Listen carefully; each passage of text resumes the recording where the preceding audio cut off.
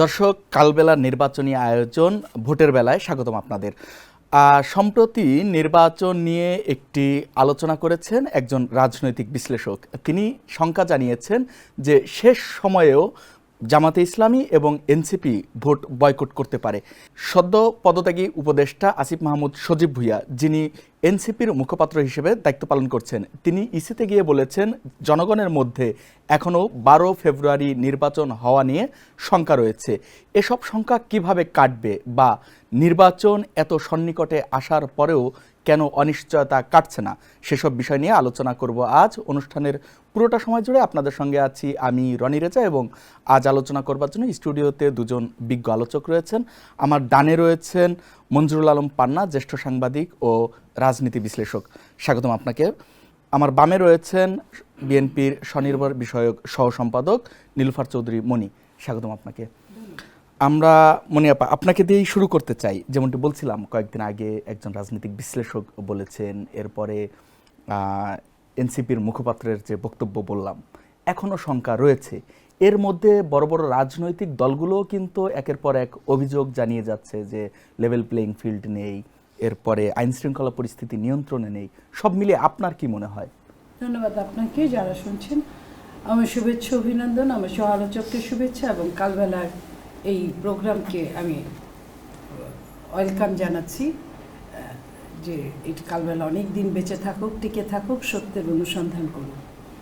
সামনে নির্বাচনে আমেজ নাই বললে চলে, অনেকটাই আমরা কোথাও তেমন দেখতে পাচ্ছি না বলেই আপনি যে কথাটা বললেন সেই কথারই আমি দ্বিরুক্তি করে যদি বলি যে প্রতি 3 জন একখানে হলেই জিজ্ঞেস করে নির্বাচনটা কি হবে, আসলেই কি হচ্ছে।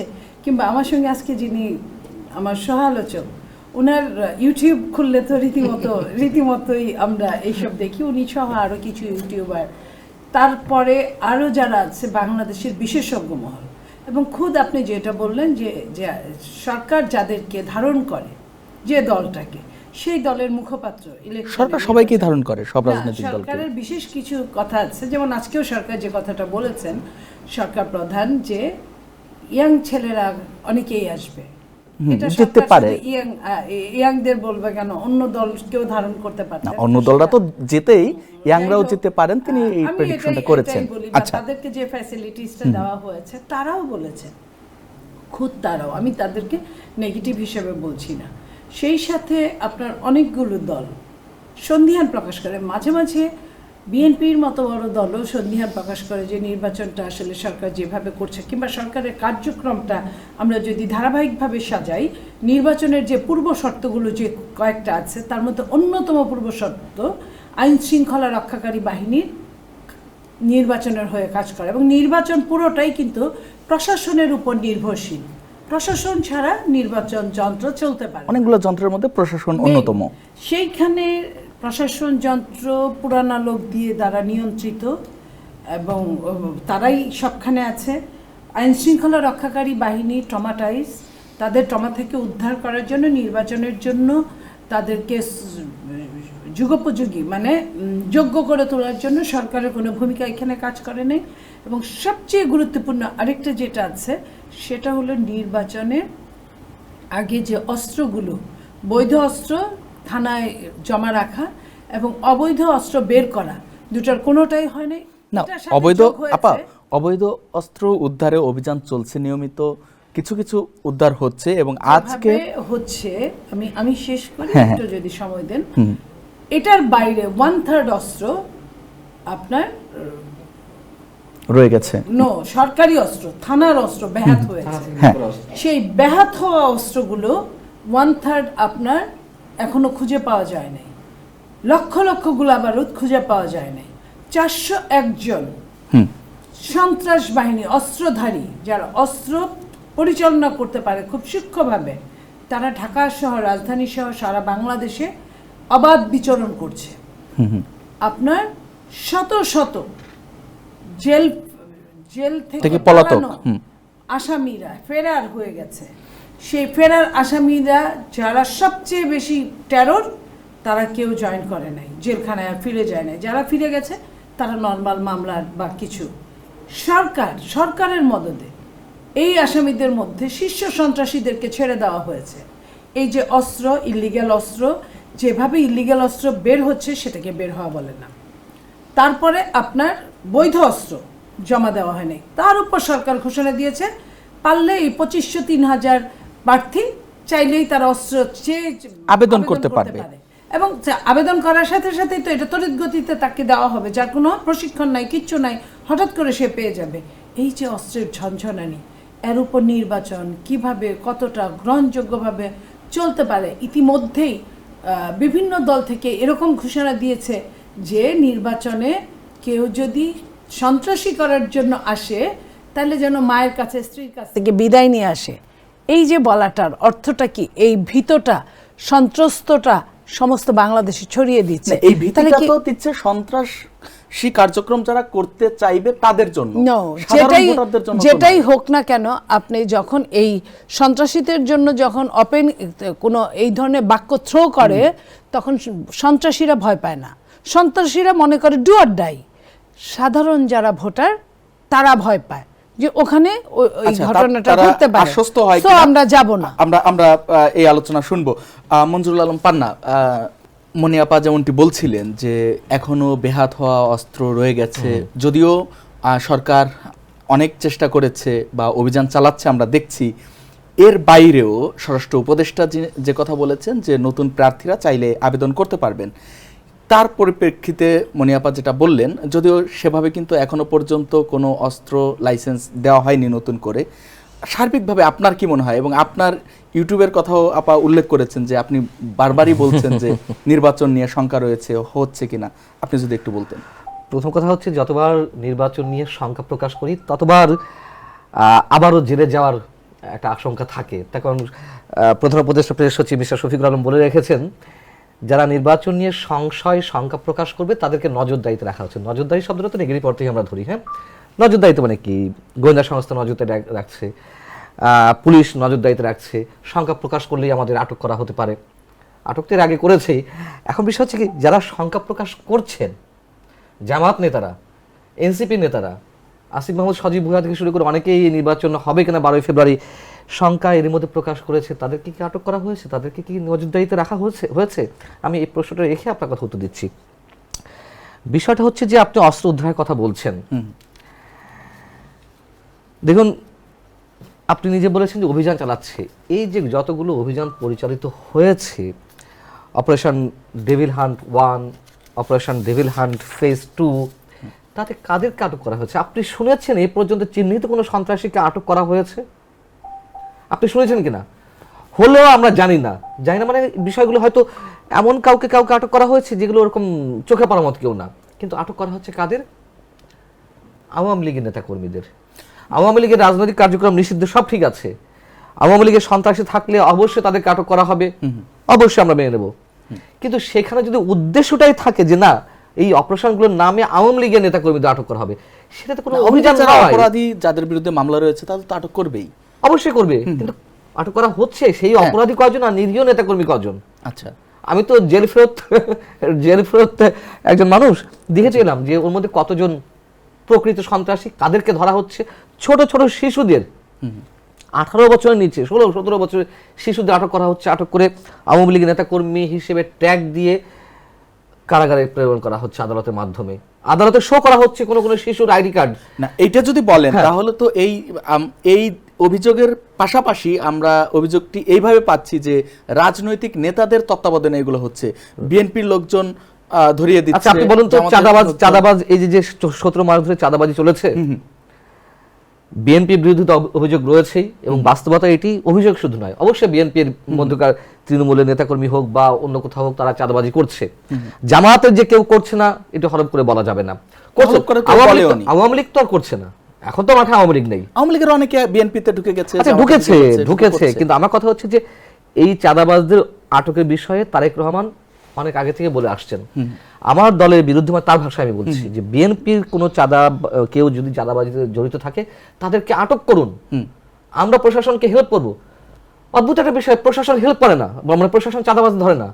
আপনি বলুন কজন চাঁদাবাজকে ধরা হয়েছে? চাঁদাবাজি তো হচ্ছে, এটা সত্য কথা, যেই করুন। আপনাকেই বলছি, ইন্স্যুরেন্স করলে সিটিতে সুরক্ষা পাবেন নিশ্চিত।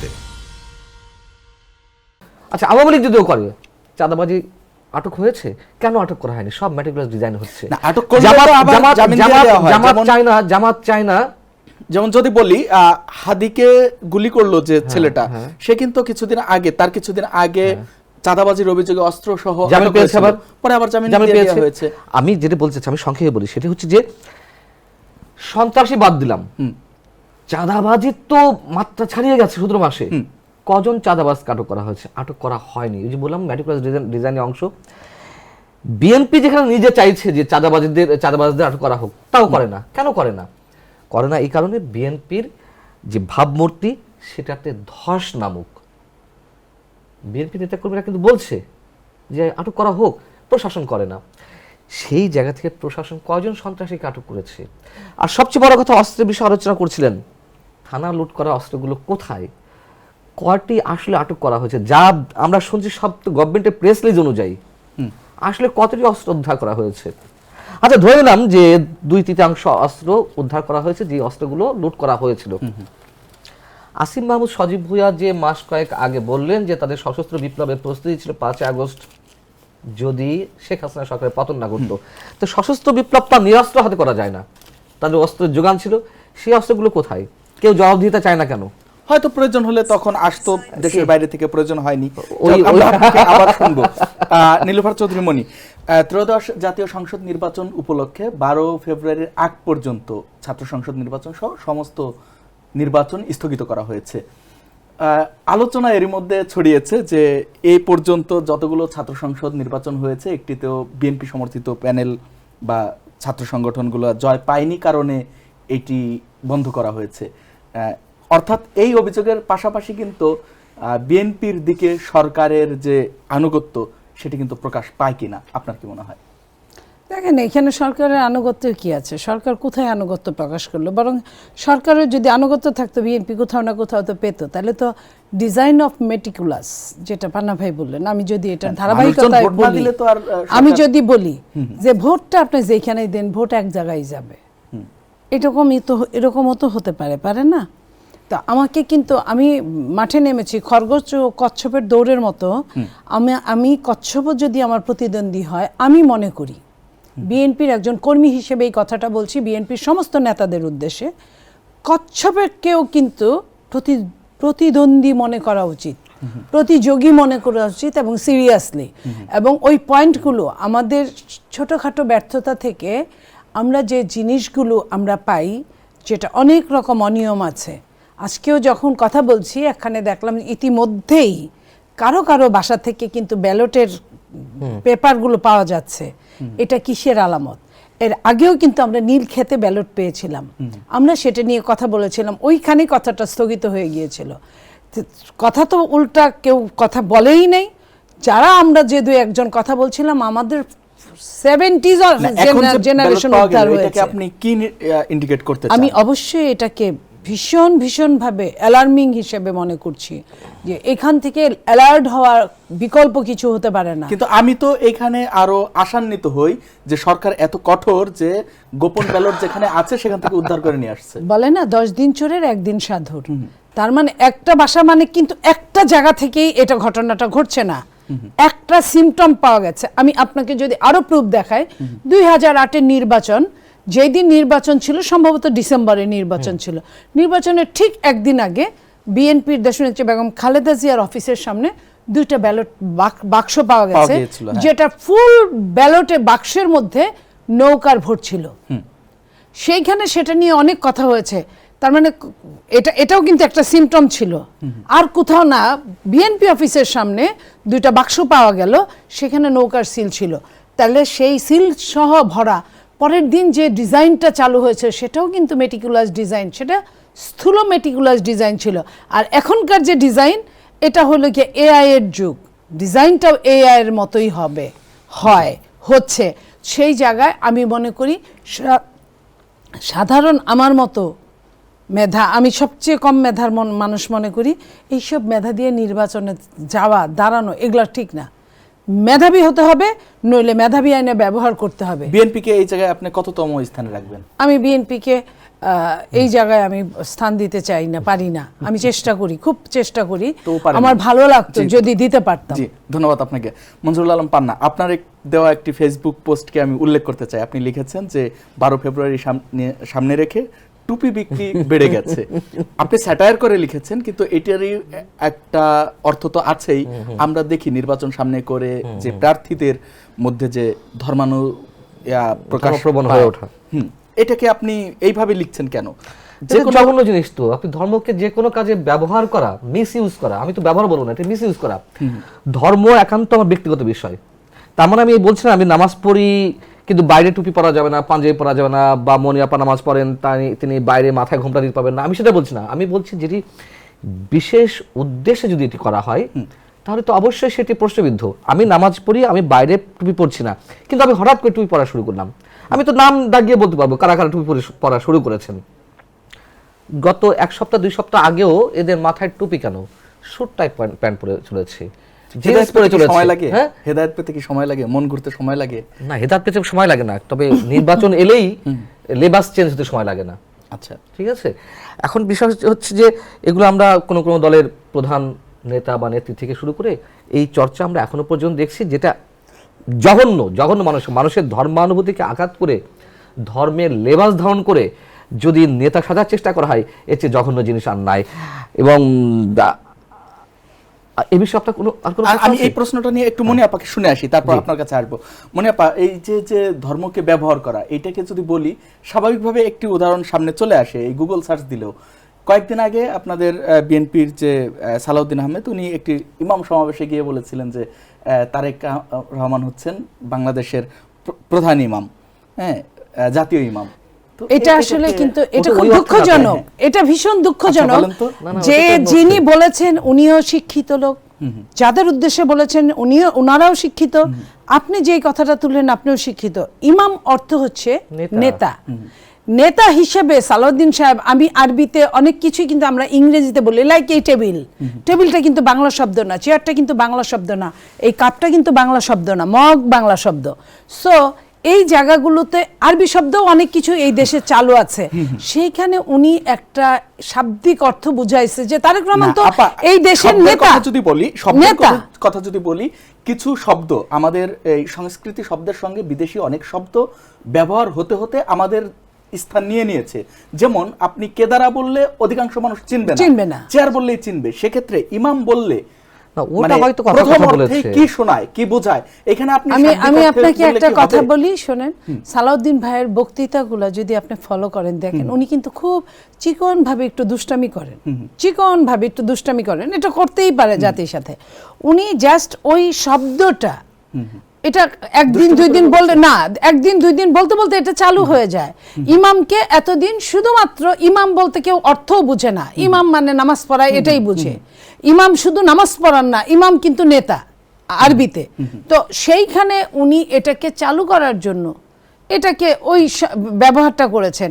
আপনাকে কোন শব্দটা ব্যবহার, একটা শব্দ যদি এই যে কেটে কেটে যারা ফটো কার্ড বানায়, এরকম আপনি যদি বলেন আমার বলার কিছু থাকবে না। কিন্তু একটা কিছু বলার আগে এনভায়রনমেন্টটা ভীষণ দরকার। উনি কোন এনভায়রনমেন্টে কথা বলেছেন, তার আগের লাইন তার পরের লাইন আপনি যোগ দেন। আমি আপনাকে আমি বলি, আপনারা সাংবাদিক, সমস্যাটা এই জায়গায়। আমি 2টা সাংবাদিক নিয়ে বসছি।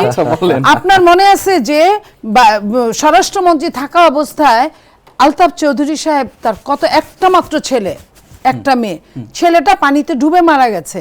যখন একজন ব্যক্তি তার সন্তান মারা যাওয়ার কথা বললেন, উনি তাকে সান্ত্বনা দেওয়ার জন্য বললেন যে দেখেন আল্লাহ কত আমার সন্তানটাও মারা গেছে, এই গত সপ্তাহে মারা গেছে আমার সন্তানটা পানিতে ডুবে। আল্লাহর মাল আল্লাহ নিলে, আমাদের কিছু করার নাই, আল্লাহর মাল আল্লাহ নিয়ে গেছে। এই 2টা লাইন যোগ করে যদি সেদিন সাংবাদিকরা বলতো, কিছুই হতো না। সাংবাদিকরা তাদের যেটুকু দরকার সেটুকু নিল। সাংবাদিকতা কিন্তু একদিনে এতটা উচ্ছনে যায় নাই। এই উচ্ছনে যাওয়ার আগে কিন্তু এই যে ফটো কার্ডগুলো, তখন নাম ফটো কার্ড ছিল না, ওই জায়গাটায় আমি এই জায়গাটাই বলছি যে আপনি যদি শুধু ইমামটা বলেন তাহলে আপনি যা ইচ্ছা তাই বলতে পারেন, কিন্তু ইমামের আগের লাইন এবং ইমামের পরের লাইনটা আপনি যোগ দেন, তাহলে আপনি বুঝবেন যে আপনারা এখানে ইমাম সমাবেশে আপনারা আছেন, আমাদেরও আরেকজন ইমাম আছে, উনি আসছেন বা আসতেছেন। হ্যাঁ, এই কথাটা উনি ওই বলছিলেন। মামলা কি কেউ নেতা ছিল? যাই হোক, রনি, আমি মনে মোটামুটি আমরা বুঝতে পেরেছি, আমি দর্শকও একটু হেল্প করি বুঝতে মনে পেরেছে। আপনাকে। আমার মনে হয় ওই বিষয়টা একবারে আপনি হয়তো সিরিয়াসলি নিয়েছেন, আমার মনে হয় সালাউদ্দিন সাহেব ওই অর্থে serious বলেননি। না, অনেক আর মানুষই তার চেয়ে seriously বড় নিয়েছে। ভয়ঙ্কর হচ্ছে সাধারণ যখন জনগণের জান্নাতের একটা- টিকিট বিক্রি করা হয়, বেহেশতের টিকিট বিক্রি করা হয়। আপনাকেই বলছি, ইন্স্যুরেন্স করলে সিটিতে সুরক্ষা পাবেন নিশ্চিত। দাঁড়িপাল্লায় ভোট না দিলে ইমান থাকবে না। মানে একটা হিন্দুও জান্নাতে যাবে যদি দাঁড়িপাল্লায় ভোট দেয়। যখন এই ধরনের কথা আসে তার কাছে এইগুলো সম্ভবত কোনো আচ্ছা। কোনো ম্যাটার করে না, এইসব ওই- ধরনের শব্দ। আচ্ছা আচ্ছা, এটা ছোট আকারে আমরা বলতে পারে, পারি। হতে আচ্ছা, পারে। এই ব্যবহার। আপা, আরেকটি প্রশ্নে যেতে চাই। কয়েকদিন আগে ফরিদপুরে বোয়ালমারীতে এক আওয়ামী লীগ নেতা বিএনপির বেগম খালেদা জিয়ার যে স্মরণ সভা হয়েছিল, ওখানে এসে বলেছেন যে মুজিব কোর্ট আয়রন করা আছে, এখন আওয়ামী লীগ নেই, আমরা ধানের শীষে ভোট দেবো, আবার আওয়ামী লীগ এলে আওয়ামী লীগে ফিরে যাব।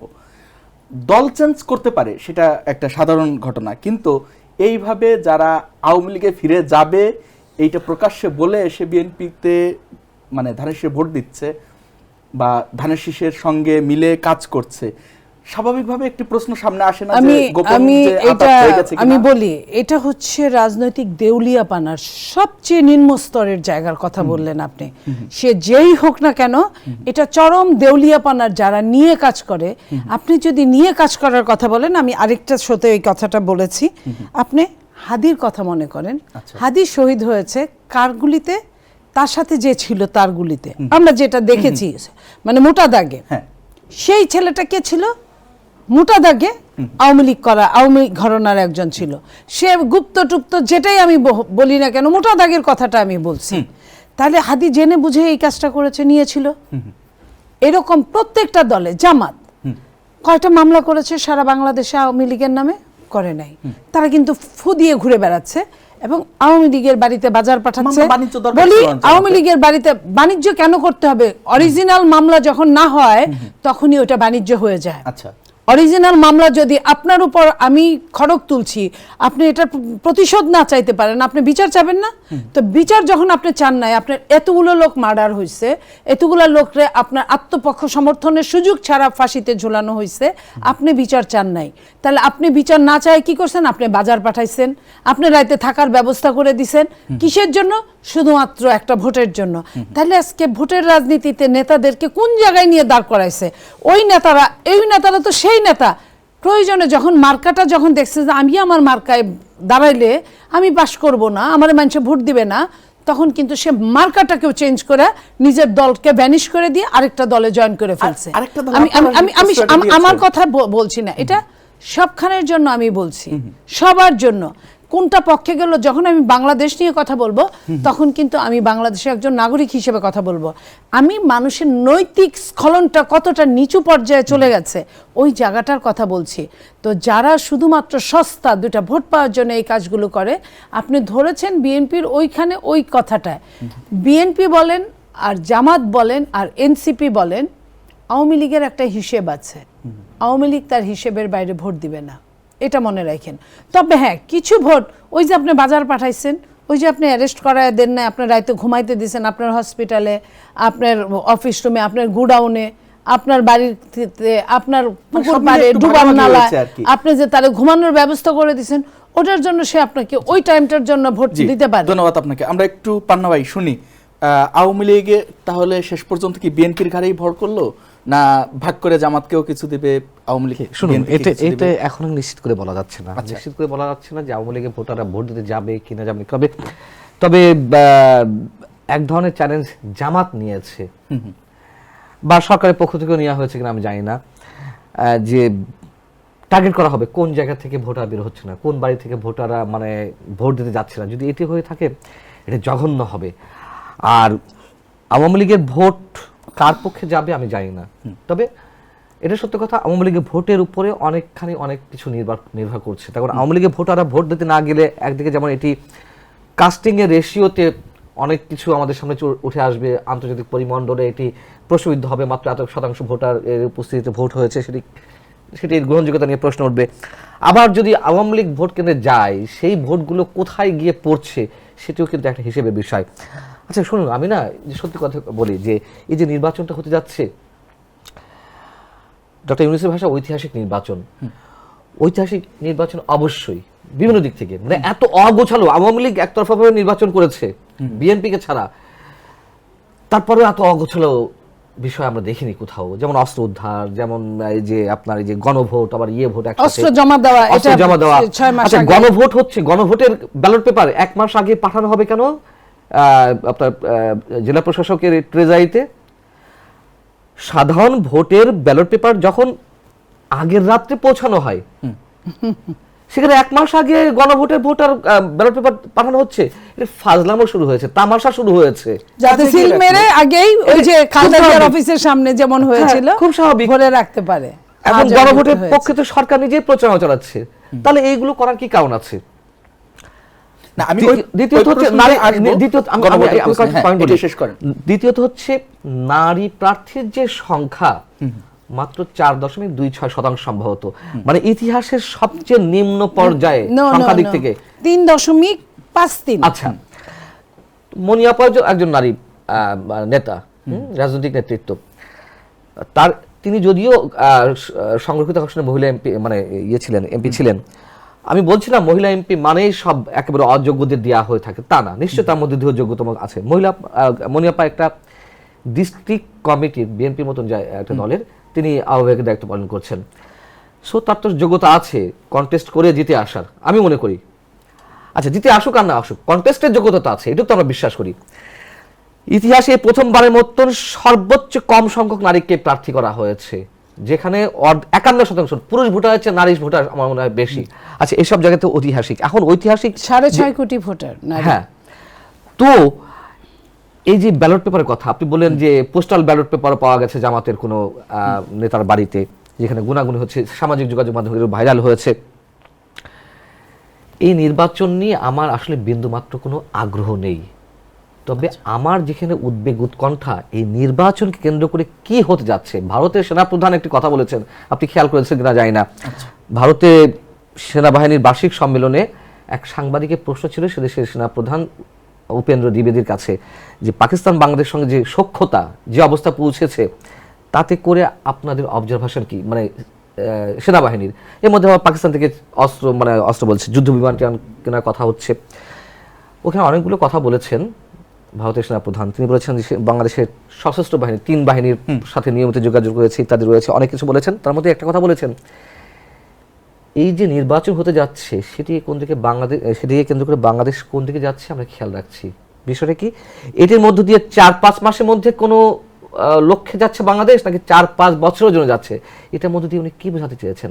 আমি বলছি না ভারতের সেনাপ্রধান যাই বলুক না কেন, এখন কথা হচ্ছে এই নির্বাচনকে কেন্দ্র করে যে সংখ্যাগুলোর কথা আপনি বলছেন, আমি এ কারণে বলছি, সংখ্যা তো আমাদের নিজেদের মধ্যে সংখ্যা। এখন রাজনৈতিক মঞ্চে অন্যতম স্টেক হোল্ডার যারা, জামাতে ইসলামী, এনসিপি, তাদের নেতারা প্রকাশ করছেন। কেন তাদের নেতারা প্রকাশ করছেন? তার মানে কি ভোট হবে না? আর যদি ভোট হয়, সেই ভোট কোন আঙ্গিকে হচ্ছে? আপনি অস্ত্র উদ্ধারের কথা বললেন, সন্ত্রাসী আটকের কথা বললেন, এই যে ব্যালট পেপার বিভিন্ন জায়গায় ছড়িয়ে ছিটিয়ে মানে পাওয়া যাচ্ছে, কিংবা গণভোটে ব্যালট পেপার জেলা প্রশাসক ট্রেজারিতে চলে গেছে, এগুলো কি ইঙ্গিত করে আপনাকে, আমাকে বলুন তো? এটা কি নির্বাচন হতে যাচ্ছে? আমি জানি না। অনেকে বলে, এটা আমার শব্দ না, যে বিএনপি মাথা মোটা। আমি মাথা মোটা শব্দ বললাম না, আমি বলি বিএনপি বারবার ফাঁদে পা দিচ্ছে। বিএনপি ফাঁদে পা দিয়ে এই 17 মাসের মাথায় এসে পর্যন্ত পৌঁছেছে। বিএনপি মনে করছে যে একটা নির্বাচন হলেই বিএনপি ক্ষমতায়। নির্বাচন অবশ্যই দরকার, কিন্তু এইভাবে জানাতনভাবে না। আমি আরেকটা কথা বলি, মনিয়াপাকে আমি প্রশ্ন করেছিলাম আমার নিজের একটি টক শোতে বা পডকাস্টে, এই যে তারেক রহমান সাহেবকে এত নিরাপত্তা দেওয়া নজিরবিহীন। আমি বলবো একটা দলের জননেতাকে এইভাবে নিরাপত্তা দেওয়া, এটা বিশ্বের বুকে নজিরবিহীন। আমি বলছি না তারেক রহমানের জীবন ঝুঁকির মধ্যে নেই, অবশ্যই তার বিশেষ নিরাপত্তার প্রয়োজন রয়েছে, কিন্তু এটা চোখে লাগার মতন নিরাপত্তা দেওয়া হচ্ছে। সাবেক প্রধানমন্ত্রী বেগম খালেদা জিয়া যখন মারা গেলেন, সেটিকে নিয়েও আমরা দেখেছি সরকারের আন্তরিকতা কোনো ঘাটতি নেই। এত আন্তরিকতা দেখিয়ে পরে অন্য কিছু করার কোনো ডিজাইন রয়েছে কিনা আমরা জানি না। বিশ্বাসযোগ্যতা অর্জনের মাধ্যমে রাখতেই পারেন। আমরা একটু মনিপা আপা আপনাকে শুনি।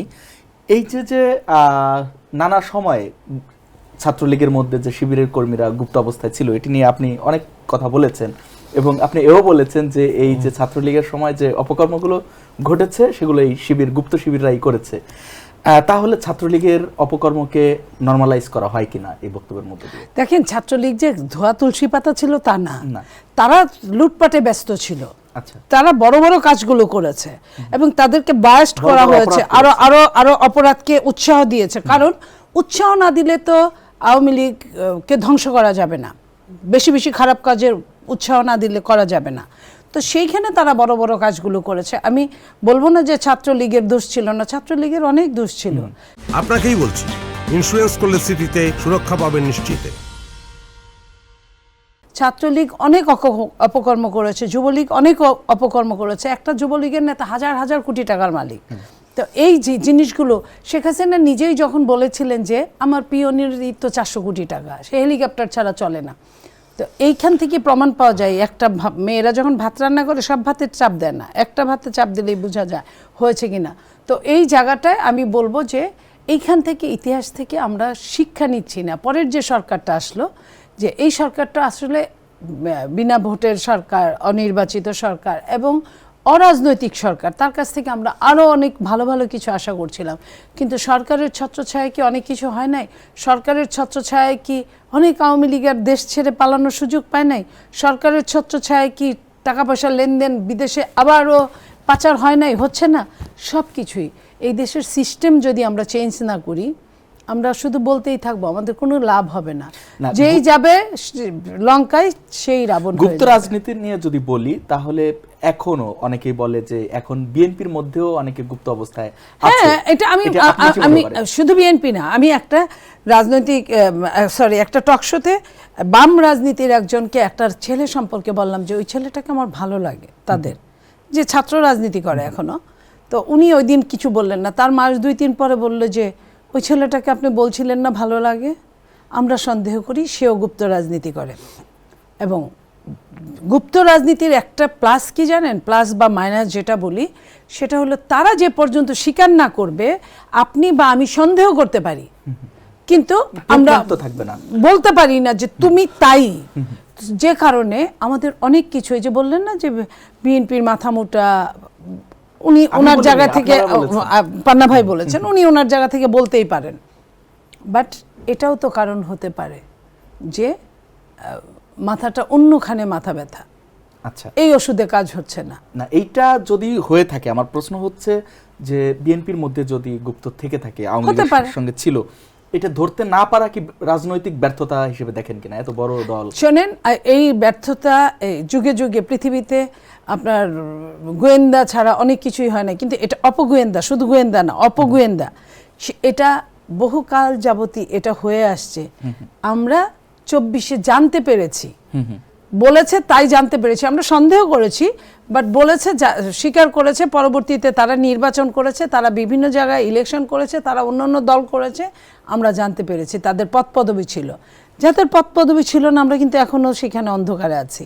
ঠিক তেমনই আমাদের এখানে যে পদপদবি আলা নাই বা আপনার পদপদবি ছাড়া নাই, আমরা কি করে বুঝবো? এই যে ঢালাওভাবে বিভিন্ন জায়গায় এখনো দলে জয়েন করানো হচ্ছে, এই জিনিসগুলো কে কোথা থেকে আসছে আমরা কিন্তু কোনো খোঁজ নিচ্ছি না। এক্ষেত্রে আরো সতর্ক হওয়া দরকার। সতর্ক দেওয়া, যেমন ধরেন একটা মার্ডার হয়েছে, মার্ডারের আসামিদের 2-4 বছর পরে আসামিদের ফ্যামিলি ব্যাকগ্রাউন্ড জানতে গিয়ে কিন্তু মানুষ টাসকি খেয়ে গেছে যে এই ফ্যামিলি থেকে তো এটা হওয়ার কথা না, তার মানে এটা হলো কেন? নিশ্চয়ই কারণ আছে। এই কারণগুলো তো আগে মানুষ চিন্তা করে না, এখন করছে, এখন করা উচিত। ধন্যবাদ আপনাকে। আমি চলে যাচ্ছি। জি, ধন্যবাদ আপনাকে মনি আপা। আজকের মতো হ্যাঁ, আপনি যান। মঞ্জুরুল আলম পান্না, আপনি বলছিলেন এর আগে যে গণভোটে হ্যার পক্ষে যে সরকার প্রচারণা চালাচ্ছে, এখানে আসলে অসুবিধাটা কোথায়? কারণ একটি সরকার যখন গণ-অভ্যুত্থানের মধ্য দিয়ে গঠিত সরকার, তাদের তো ম্যান্ডেট আছে এই গণ-অভ্যুত্থানকে বৈধতা দেওয়া বা আরো যে অন্যান্য বিষয় রয়েছে, সেই জায়গা থেকে এই সরকার হ্যার পক্ষে প্রচারণা চালানোর অসুবিধাটা কোথায়? তাহলে ভোট দেওয়া হচ্ছে কেন? তাহলে ভোট আসবে কেন? সরকার যখন আকৃষ্ট করা না, আকৃষ্ট আপনি করতে পারেন যে গণভোটে যে প্রশ্নগুলো থাকবে সেই প্রশ্নগুলো সম্পর্কে আপনি অ্যাওয়ার করতে পারেন, জনগণকে সচেতন করতে পারেন। দেখুন, গণভোটে আপনি মডেলটা তো দেখেছেন যে কি কি প্রশ্ন থাকবে। এই প্রশ্ন পড়তেই তো মানুষের 3-4 মিনিট, 2-3 মিনিট চলে যাবে। এই জন্যই তো এবং আগে মানুষ থেকে উন্মুক্ত করে দেওয়া হয়েছে। না, না, না, পরে না, মানুষ সিদ্ধান্ত আপনি- নিয়ে যাবে হ্যাঁ অথবা না, টিকবে No, কিনা। আপনি তো ইম্পোজ করছেন।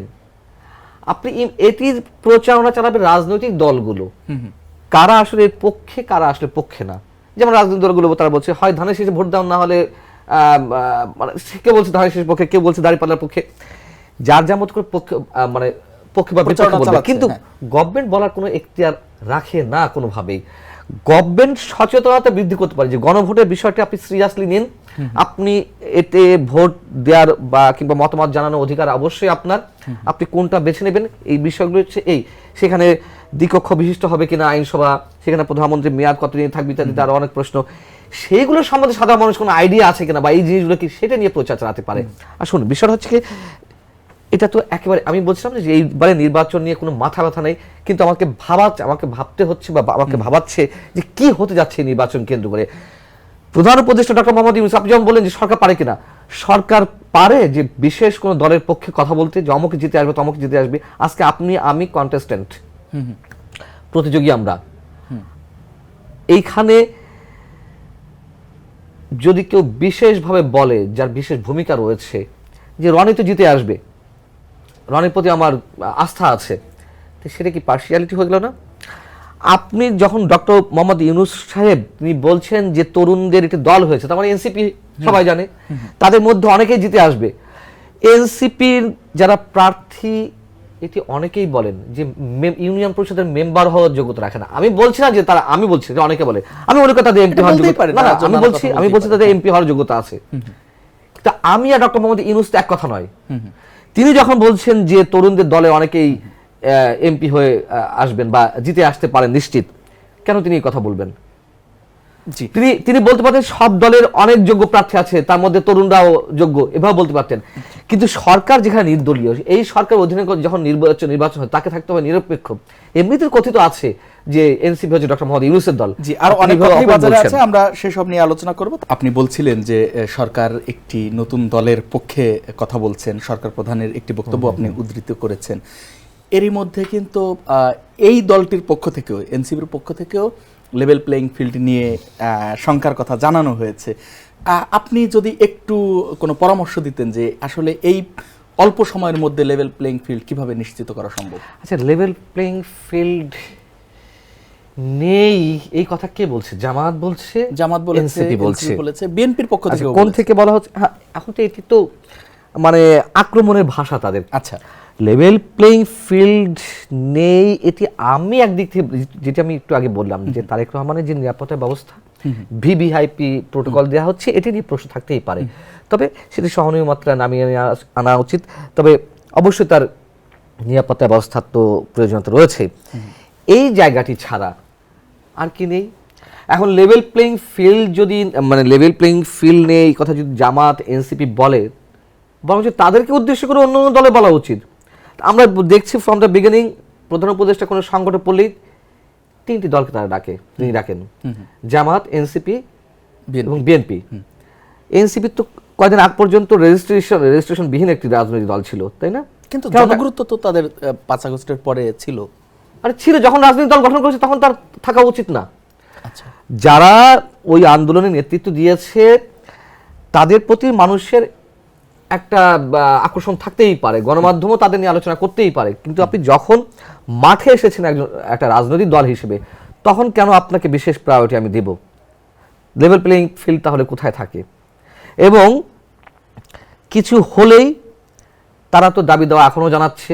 আপনার গণমাধ্যম কর্মী এখনো কে থাকবে কে থাকবে না, কে কাজ করবে কেউ করবে না, এখনো তারা নিয়ন্ত্রণ করে। যেই গানম্যানগুলো দেওয়া হচ্ছে নিরাপত্তার জন্য প্রার্থীদের, তাদের মধ্যে কয়জন এনসিপি জামাতের, কয়জন বিএনপি বা অন্য দলের আছে? অন্য দলটি এই ভূমিকাতে নেই। না, এনসিপি নেতৃবৃন্দ পেয়েছে তো এনসিপির নেতা হিসেবে না, তারা পেয়েছে জুলাই অভ্যুত্থানের তারা যে অগ্রগণী ভূমিকা রেখেছে, ক্রাইটেরিয়া করতেই স্বাভাবিকভাবে- করে পারেন, কিন্তু প্রত্যেকটা হিসাব আপনি ওইভাবে যে কোনো না কোনোভাবে মিলিয়ে দেখাতে পারেন যে না আমি তো ওইভাবে পাইনি, এটা কোনো কথা নয়। প্রার্থী আচ্ছা, প্রার্থী সেখানে আপনার বিশেষভাবে দেখার কোনো কারণ নেই, এক্সেপ্ট তারেক রহমানের বিষয়ে, যেহেতু তিনি একটি বড় রাজনৈতিক দলের নেতা, তিনি 17 বছর দেশের বাইরে ছিলেন, এবং এই কথা বললেও তো আবার পক্ষপাত করা হয়ে যায়। না, তার তো জীবনের নিরাপত্তা নিরাপত্তার ঝুঁকি আছে, এটি ওপেন সিক্রেট, সবাই জানে, কার নেই? কেউ স্বীকার করতে পারে না। নিরাপত্তার ঝুঁকি কার নেই? আসলে কারোরই নেই, কিন্তু তার মধ্যে আপনি আচ্ছা শুনেন, আইন যে সবার জন্য সমান এই কথাটি যে বয়ান দেওয়া হয়, আপনি এটি বিশ্বাস করেন? অবশ্যই আমি বিশ্বাস করি। প্রশ্নই ওঠে না। কেন ওগুলো বিশ্বাস করব পুস্তকের না? কথা। কেন বিশ্বাস ওগুলো- করবো না, কেন বিশ্লেষণ করেন? কি আশ্চর্য ব্যাপার, আপনি একজন নাগরিক হিসেবে যে সুবিধাটা পাবেন। আচ্ছা আপনাকেই বলছি, ইন্স্যুরেন্স করলে সিটিতে সুরক্ষা পাবেন নিশ্চিতে। সাংবাদিক আনিস আলমগীর কারাগারে রয়েছেন, কয় মাস? প্রায় 1 মাস হয়ে গেছে। আমি প্রায় 3 মাস, 1 মাসও হয়নি, মানে আজকে যদি 13 তারিখ থেকে পুরো 1 মাস, ডিসেম্বরের 14 তারিখে তাকে আটক করা হয়েছে। আমি প্রায় 3 মাস জেল খেটে এলাম। কি আইনে দেওয়া হয়েছে আমাদেরকে মামলা? সন্ত্রাস বিরোধী আইনে। হ্যাঁ, আমরা তো জামিন পেয়ে পেয়ে লোয়ার কোর্টে 2-3 বার ফেস করেছি, হাইকোর্টে করেছি, চেম্বার জজ আদালত পর্যন্ত গেছে, আমারটা তো অ্যাপিলেট ডিভিশন পর্যন্ত গেছে, সুপ্রিম কোর্টের। আনিস আলমগীর ভাইকে এখনো জামিন দেওয়া হয়নি, 21 তারিখ সম্ভবত শুনানি আছে। আমাদের জামিন সহজে মিলছে না। ওয়ারাজ সুরভি নামে একজন মেয়ে, যার বিরুদ্ধে যার নেতৃত্বে একটি চক্রের বিরুদ্ধে 50 কোটি টাকা চাঁদাবাজি অভিযোগ ছিল। কিন্তু সেই অভিযোগ ফেক ছিল নাকি? আপনি কিভাবে বুঝলেন? আপনি কিভাবে বুঝলেন? তদন্ত হয়েছে কোনো? না, তার আগে তো জামিন দিয়ে দিল, রিমান্ডে নেওয়া হলো। যেদিনকে রিমান্ডের আদেশ আদালত থেকে দেওয়া হলো, সেদিনই আবার তাকে জামিন দেওয়া হলো। এবং ওই সময় ওই রিমান্ডের পরপরই আমাদের মহামান্য আইন উপদেষ্টা উনি ফেসবুকে স্ট্যাটাসে লিখলেন, আমি সুরভির বিষয়ে দেখছি ব্যক্তিগতভাবে এবং খুব শীঘ্রই তিনি প্রতিকার পাবেন। আর যখন মুক্তিযোদ্ধাদেরকে সন্ত্রাস বিরোধী আইনে মামলা দিয়ে আটক করা হয়, মাসের পর মাস জেল খাটানো হয়, সাংবাদিকদেরকে সন্ত্রাস বিরোধী আইনে মামলা দিয়ে মাসের পর মাস জেল খাটানো হচ্ছে, Amnesty International, Human Rights Watch, Reporters Without Borders, জাতিসংঘর পক্ষ থেকে অনেক সময় উদ্বেগ জানানো হয়েছে আমাদের বিষয়ে, সাংবাদিকদের বিষয়ে, কই ভ্রুক্ষেপ তো করা হয়নি। আর সুরভি জুলাই যোদ্ধা ছিলেন নাকি? হ্যাঁ, তাকে আটকের 2-4 দিনের মাথায় যেখানে রিমান্ড আবেদন মঞ্জুর হলো, সেদিন তাকে জামিন দেওয়া হলো। সেদিন বিকেলে তাহলে আইন সবার জন্য সমান? এসব কথা রনি আপনি বলতে পারেন, অ্যাঙ্করিং এর চেয়ারে বসে আপনি বলতেই পারেন, কোনো সমস্যা নেই, কিন্তু আপনি নিজেও বিশ্বাস করেন এগুলো পুস্তকের কথা, আচ্ছা, এগুলো বাস্তবতার জায়গা থেকে না। তো সেই জায়গা থেকে আপনার কি মনে হয় নির্বাচনী দলের তারেক রহমান বড় রাজনৈতিক দলের নেতা হিসেবে তাকে বেশি না, protection রাজনৈতিক দেবে? না, বড় রাজনৈতিক দলের নেতা হিসেবে আচ্ছা। না। আমি তো বলছি এখানেও আইন সবার জন্য সমান না। তারেক রহমান যখন ভোটার হলেন, আপনি যদি অসুস্থ হয়ে পড়ে থাকেন, আপনি মৃত্যুসজ্জা মনে করেন, কিন্তু আপনি ভোটার হবেন, নির্বাচন কমিশন থেকে আপনার বাসায় গিয়ে আপনার ফিঙ্গারিং করে আপনাকে ভোটার তালিকার নাম উঠাবে না। তারেক রহমান একটা বসিয়েছে, সেখানে কেউ কিছু বলছে না, সবাই জানে এটা তার জন্য এটা স্বাভাবিক, তাই না? মানে তিনি হবু প্রধানমন্ত্রী হন আর না হন, তিনি একটি মানে বাংলাদেশে এই মুহূর্তে সবচেয়ে বড় রাজনৈতিক দলের নেতা। সো এই সুযোগ কিন্তু আপনি পাবেন না, আমি পাবো না। ভোটার হওয়ার যে প্রক্রিয়া, তিনি ভোটার হলেন, কিন্তু আমরা মেনে নিচ্ছি, এটাই স্বাভাবিক, এটাই বাস্তবতা। আইন সবার জন্য সমান না, ফালতু কথা, ফেক কথা। সো নির্বাচন যে প্রক্রিয়ায় হতে যাচ্ছে, এটি কোনো নির্বাচন নয় আমার দৃষ্টিতে। নির্বাচনে অবশ্যই দরকার আছে, নির্বাচনে কোনো বিকল্প নেই। আওয়ামী লীগ ভোটে থাকলো কি থাকলো না, আওয়ামী লীগকে নেওয়া হলো কি হলো না, এই আলোচনা সম্ভবত এখন ফিকে হয়ে গেছে।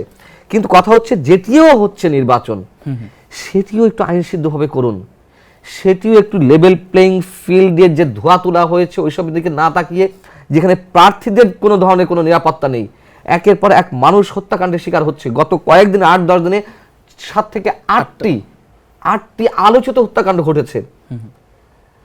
এর বাইরে তো হত্যাকাণ্ড বা অন্যান্য বিষয়, ধর্ষণ ইত্যাদি ইত্যাদি ঘটনা ঘটছে। হয়রাজ সেখানে নির্বাচন কমিশনার বলছেন প্রধান নির্বাচন, এগুলো বিচ্ছিন্ন ঘটনা। আবার সরকারের পক্ষ থেকে আমাদের শুনতে হচ্ছে আইন শৃঙ্খলা পরিস্থিতি যথেষ্ট ভালো। এগুলো স্রেফ তামাশা, মানুষের সঙ্গে তামাশা ছাড়া কিছু না। এবং যে নির্বাচনটা হচ্ছে, আওয়ামী লীগের বিরুদ্ধে যে অভিযোগগুলো রয়েছে, নির্লজ্জ তামাশাপূর্ণ নির্বাচন, এই নির্বাচন তার বাইরে কিছু না। আচ্ছা, তার বাইরে হয় কিভাবে আপনি বলুন তো? আওয়ামী লীগ 2014-2018-তে যে নির্বাচনগুলো করলো একতরফা ভাবে, বিএনপিকে তো আসতে দেয়নি। আসতে মানে এমন কৌশল অবলম্বন করেছে যাতে বিএনপি সমমনা দলগুলো না আসে। আওয়ামী লীগ কিন্তু বিএনপিকে নিষিদ্ধ করেনি। আর এখন কিন্তু আওয়ামী লীগের রাজনৈতিক কার্যক্রম নিষিদ্ধ করা হয়েছে, মানে আওয়ামী লীগ তখন তো বিএনপির বিরুদ্ধে এত এলিগেন্স ছিল না। কি ছিল না? আওয়ামী লীগের বিরুদ্ধে এখন যে যত অভিযোগ রয়েছে, শুনুন, আপনি অভিযোগের বিচার করুন না, আপনি তো দলের বিচার করতে বসেননি। না, দলের কার্যক্রম তো স্থগিত করেছে। আমি সেটাই বলছি, কেন স্থগিত করবেন? দলীয়ভাবে যে কার্যক্রমগুলো করেছে গত 17 বছর। কি আশ্চর্য ব্যাপার! এটাকে আওয়ামী লীগের যে কোটি কোটি নেতা কর্মী, তারা সবাই অপরাধী? আপনি যে আওয়ামী লীগে ভোট কাউন্ট করার চেষ্টা করছেন, কোন সাহসে, কোন দুঃসাহস আপনি এটি আশা করেন? আপনি মানে আমি রাজনীতি দলের কথা বলছি, বুঝতে পেরেছি, বলে। আচ্ছা, আপনি আওয়ামী লীগ রাজনীতি কার্যক্রম নিষিদ্ধ করে রাখবেন আর তার ভোটারদের আপনি ভোট কেন্দ্রে আনবেন, যাচ্ছে তো, কিরকম যাচ্ছে তো। যাচ্ছে? এই যে একটি উদাহরণ দিলাম যে ফরিদপুরের বোয়ালমারীতে এক আওয়ামী লীগ নেতা তিনি অলরেডি না, না, সেটা যোগ দিচ্ছেন, আর অন্যান্যরা চলে গেছে। আচ্ছা, যোগ দিয়া আর ভোট দিয়া তো এক কথা নয়, ভোট দিয়া তো এক কথা নয়। সে আপনি আওয়ামী লীগের ভোটার বা আমি আওয়ামী লীগের ভোটার, আমি ভোট কেন্দ্র যাব কি যাব না সেটা আমার বিষয়, কিন্তু বিশেষ বিশেষ রাজনৈতিক দল আশা করে বসে আছে বা তারা নির্ভরশীল হয়ে আছে। আওয়ামী লীগের প্রার্থী থাকবে না, আপনি আওয়ামী লীগের ভোটের উপর আশা করবেন। বিএনপি প্রার্থী ছিল না 2014 2024-এ, আপনি বিএনপির ভোটার নিয়ে আপনি ক্যালকুলেশন করবেন, এটা তো স্রেফ হিপোক্রেসি, ভণ্ডামি। এবং কি বলা হচ্ছে, আওয়ামী লীগের নেতাকর্মীরা আমাদের দলে এলে, বিশেষ একটি রাজনৈতিক দলের নেতারা বলছেন তাদের সব দায় দায়িত্ব আমাদের। কি জঘন্য কথাবার্তা!